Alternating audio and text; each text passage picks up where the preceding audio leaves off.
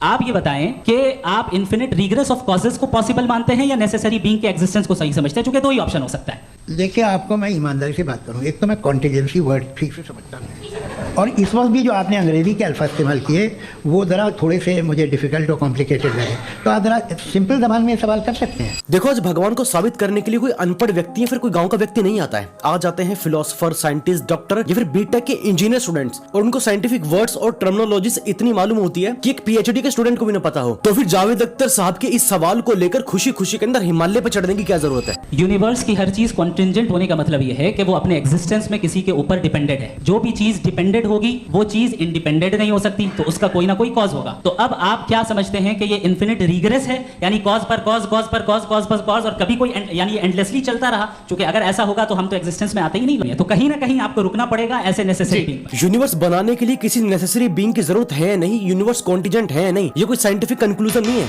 ये केवल philosophical question है। यूनिवर्स के बनने का एक ऐसा कॉन्सेप्ट है जिसके ऊपर रिसर्च हो रही है, स्टडीज हो रही है, अलग अलग साइंटिफिक मॉडल्स को हमारे सामने रखा जा रहा है। यानी कुल मिलाकर विज्ञान अभी खुद इनिशियली स्टेज पर है, वो कोई स्ट्रॉन्ग दावा नहीं करता है। बिल्कुल वैसे ही जैसे क्वांटम की दुनिया में चल रहा फ्लक्चुएशन के बारे में हमें नहीं पता, बिग बैंग से पहले क्या था ये हमको भी सही से नहीं पता है। दिक्कत यह है कि आपको अपने ईश्वर को ऐसे ही मुद्दों पर जाकर साबित क्यों करना है जहां पर खुद साइंस अभी अनसॉल्व्ड है। ये तो वही वाली बात हुई ना कि जेसीबी की खुदाई चल रही है और आप खुदाई होने से पहले बोल रहे हैं कि देखना इसके अंदर तो जरूर मंदिर या मस्जिद ही निकलेगा। सवाल ये बनता है कि ये लोग गॉड को साबित कैसे करेंगे अगर इनका क्लेम बनता है तो। मालूम है कैसे साबित करेंगे? इनका वीडियो देखो। साइंस दर हकीकत खुदा के एग्जिस्टेंस को डायरेक्टली साबित करने या उसके एग्जिस्टेंस को डिनाई करने के लिए स्टैंडर्ड नहीं बन सकती। नेशनल एकेडमी ऑफ साइंस कहती है science doesn't have the processes to prove और disprove the existence of God, क्योंकि साइंस का ताल्लुक एम्पेरिकल एविडेंस से है और एम्पेरिकल एविडेंसेस का ताल्लुक हमारे नेचुरल और फिजिकल वर्ल्ड से है, जबकि गॉड नॉन फिजिकल और सुपर नेचुरल